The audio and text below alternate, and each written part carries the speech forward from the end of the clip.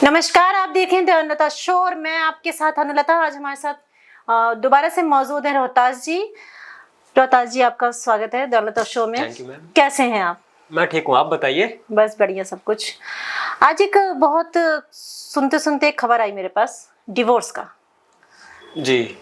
आजकल के रिलेशन में जो डिवोर्स हो रहे हैं, शादीशुदा में 2 महीने 3 महीने होते नहीं है, 6 महीने और 1 साल के अंदर बहुत डिवोर्स हो रहे हैं। क्या रीजन हो सकता है इसका?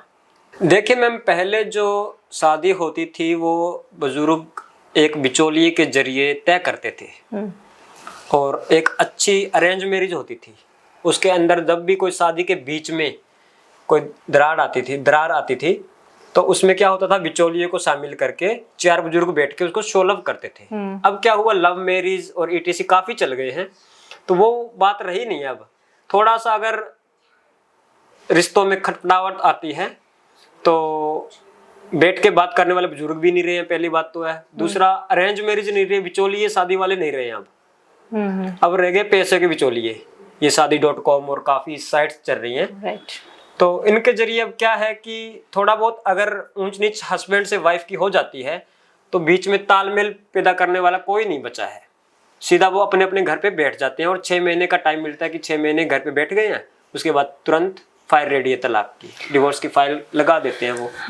दूसरा, इसमें जो लड़कियां हैं पढ़ लिख के एक अपनी जॉब करती रहती हैं और ज्यादा पढ़े लिखी लड़कियों के मामले ऐसे आ रहे हैं। और वहीं एक मैंने रिपोर्ट बनाई थी तो गांव में भी तलाक होने लग गए। कभी ऐसा मामले आए नहीं थे, आते थे तो उनको बुजुर्ग जाके निपटाते थे, पहले पंचायतों के जरिए सुलह हो जाती थी। लेकिन अब ऐसे बात रही नहीं, उनको भी गांव में भी होने लग गए हैं। लड़कियां पढ़ी लिखी ही मेन कारण बन रही है। लेकिन पढ़ी लिखी में आपको थोड़ा सा माफी चाहूंगी आपसे, आपकी बात बीच में काटने का, और थोड़ा सा मैं ये राय रखना चाहूंगी कि पढ़ी लिखी जो लड़कियां होती हैं, जो अच्छी एजुकेशन है जिनकी, ठीक है, वो तो अपने घर को, रिश्तों को संभालने पे लगी हुई हैं जी। लेकिन आपको लगता नहीं कहीं ना कहीं मिसअंडरस्टैंडिंग जो बीच में होती है पति पत्नी के, हम एक दूसरे से कह नहीं पाते, या फिर हम कह सकते हैं बर्दाश्त करने की क्षमता आजकल खत्म हो गई है? क्या ये भी एक बहुत बड़ा मुद्दा नहीं है डिवोर्स होने का?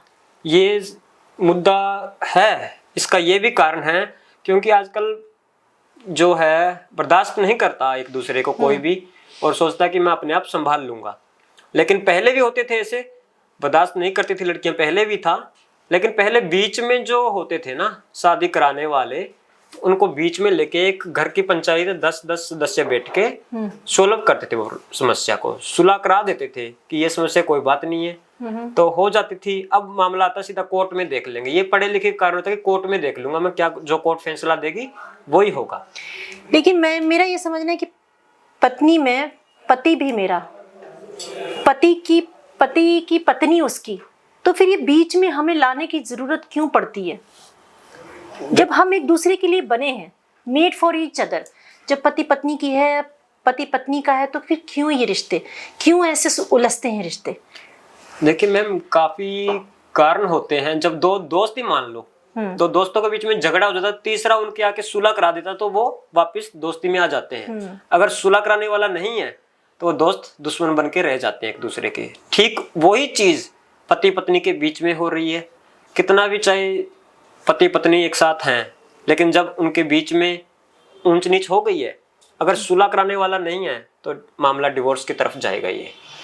बिल्कुल, क्योंकि दो महीनों से आप देख सकते हैं इसमें कि या तो हम सुधार ले रिश्तों को, नहीं तो और ज्यादा बिगड़ने से अच्छा है कि हम सहमति से, सुलह से अलग हो जाएं, है ना, जो कि होना नहीं चाहिए। देखिए, रिश्ते बहुत जितने मजबूत होते हैं उतने नाजुक भी होते हैं, तो रिश्तों को संभाल के रखिए, क्योंकि रिश्ते एक धागे की तरह होते हैं। गांठ मत डालिए, गांठ पड़ गई तो वो पड़ी ही रहती है। तो हमें बहुत सोच समझ के, तालमेल बैठा करके तभी रिश्तों को चलाना पड़ता है। तो ये बहुत मजबूत रिश्ता होता है, क्योंकि पहले की तरफ देखा नहीं गया है कि वो बुजुर्ग होने तक भी एक दूसरे के साथ हैं, एक दूसरे के हाथों में हाथ डाल कर।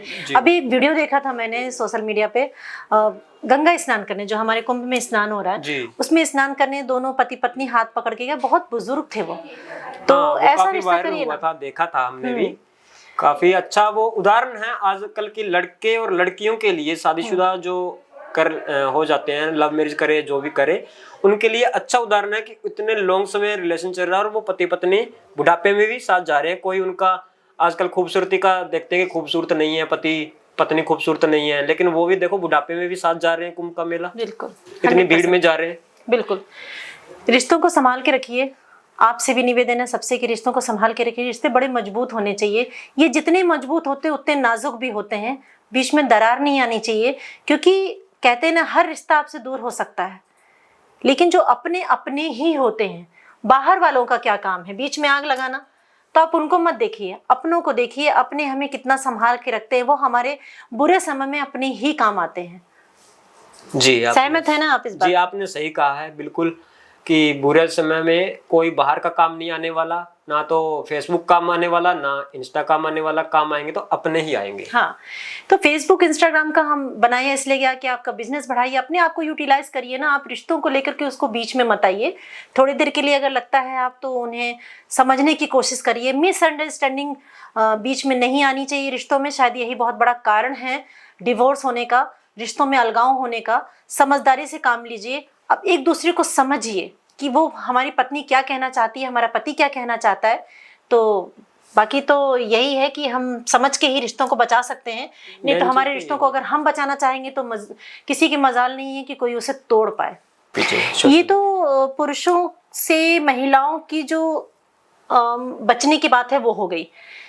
जो महिलाओं से भी आजकल पुरुष बहुत मतलब परेशान है। जैसे लड़कियां हैं, आपको कॉल करेंगी, वीडियो कॉल करेंगी, इन सब के बारे में भी बहुत सुनने में आ रहा है। नहीं, इससे पुरुष को भी सावधान रहना चाहिए, आपको लगता है ना? हाँ मैम, इससे पुरुषों को ज्यादातर शिकार बनाया जा रहा है, बिजनेसमैनों को सबसे ज्यादा। बिजनेसमैन है जो भी पुरुष, उनको शिकार बनाया जा रहा है कि जब कोई एक फेक अकाउंट होता है उनका, एक बड़ी इसके पीछे एक कंपनी, मान लो आप, कंपनी नहीं कहेंगे उसको, सिंडिकेट काम कर रहा है, बहुत बड़ा माइंड काम कर रहा है, और जो भी सरकारी ऑफिसर है उनको टारगेट किया जाता है इसमें। बहुत सी बार मामले सामने आते हैं, हम खबरों में देखते हैं कि सुसाइड कर लिया फलाने बंदे ने। तो इसके पीछे रीजन होता है उनकी ब्लैकमेलिंग।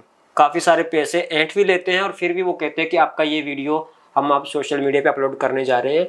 तो उसके डरने के चक्कर में वो सुसाइड कर जाते हैं। बहुत सी बार कह नहीं पाते। आर्मी के लोग सुसाइड करते हुए देखा होगा आपने, अभी काफी मामले, काफी खबर आई है हमारे पास भी। लेकिन तह तक नहीं पहुंच रहे हैं मीडिया भी। और लेकिन रिपोर्ट्स के मुताबिक अगर उसका तह तक जाया जाए तो यही निकल के आएगा कि कहीं ना कहीं वो ब्लैकमेल के शिकार हुए हैं, कहीं ना कहीं सिंडिकेट में फंस चुके हैं। देखिए, एक सोशल मीडिया क्या होता है, आपकी अवेयरनेस के लिए होता है, आपकी नॉलेज के लिए होता है। इसका सही इस्तेमाल करें, गलत इस्तेमाल ना करें। सोशल मीडिया से ही आप मुझे भी देख पा रहे हैं, मेरे शो के भी सोशल मीडिया के थ्रू ही देख पा रहे हैं। तो वहाँ पे मैं आपको समझाना चाहूँगी कि कभी आपके पास ऐसा कुछ हो जाए आपके साथ, तो कोई भी जो हमारे भाई लोग हैं वो डरे नहीं, उसका खुल के सामना करें कि हमारे साथ ऐसा हो गया है। कभी भी आत्महत्या ना करें, है ना?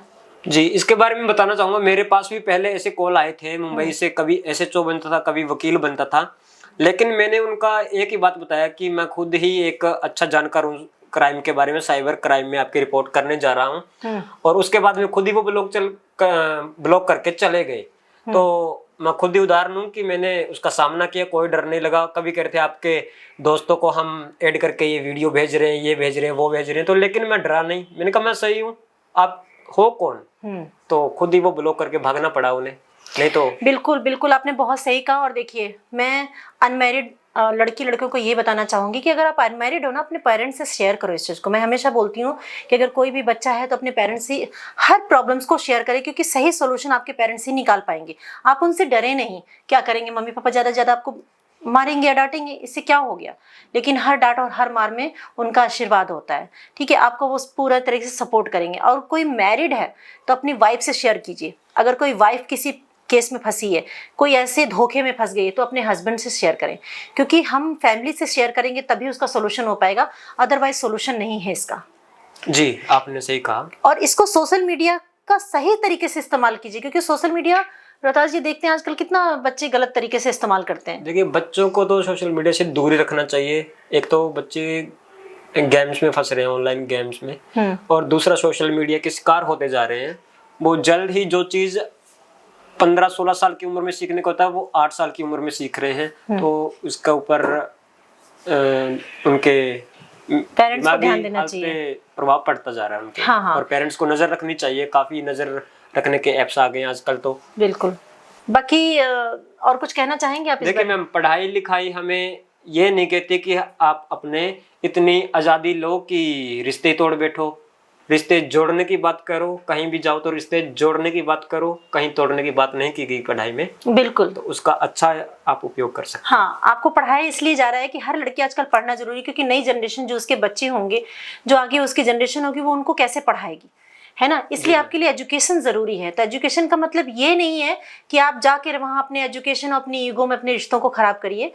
और बाकी सबसे यही है कि आप हमारा शो देखते रहिए और नॉलेज की बातें हम जो कहते हैं उसको समझिए, समझने की कोशिश करिए। कमेंट में जरूर बताइए कि हमारा शो कैसा लगा आपको।